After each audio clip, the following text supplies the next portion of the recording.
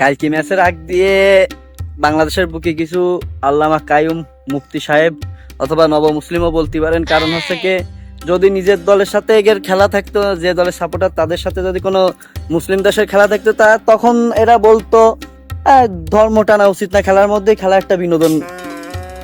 তো সেম কথাই ভাই বলতেছি, খেলার মধ্যে ধর্ম টানা উচিত না।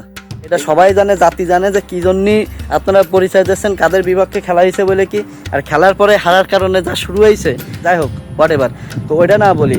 তো বলতে চাচ্ছে কি, এই যে হারার পর আপনারা শুরু করে যে মুসলিম দেশ বলে প্রতারণা করা হচ্ছে, এই মুসলিম দেশ বলে এইভাবে এই করা হলো। বা ইরানের লাস্ট ম্যাচও এই মিশরের সাথে ছিল, তো ওরা কিন্তু সেম ব্যাপার। তাইলে এখানে কি বলবেন?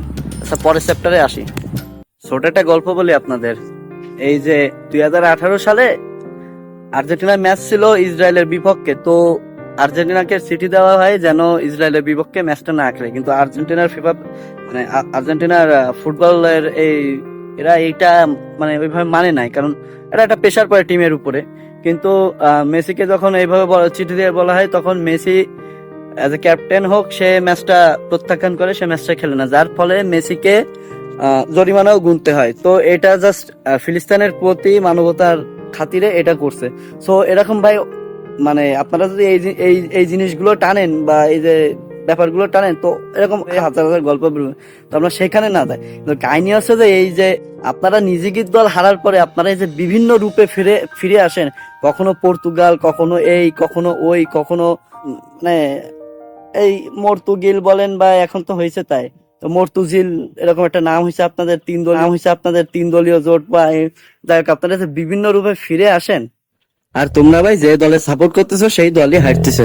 এই যে বিভিন্ন রূপে ফিরে আসেন, এর কারণ হচ্ছে যে আপনাদের মাল মাথায় উঠে গেছে, না হলে আপনাদের বিসি কান্দে উঠে গেছে, আর না হলে নরওয়ের এই হল্যান্ডের কাছে মানে তখন গোল খায় ওই আপনাদের মাথার স্ক্রু ঢিলা হয়ে গেছে, না হলে মাথার তার তোর কেটে গেছে, বুঝছেন?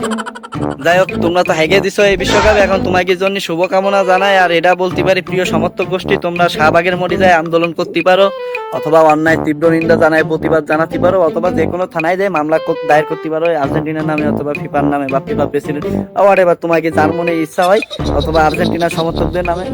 আর হচ্ছে কি একটা জানো, ওই কেউ 7 গোল হজম করে, আর কেউ হচ্ছে 7 মিনিটে মানে কাম ব্যাক করে, এটাই হলো বলতে চাচ্ছিলাম।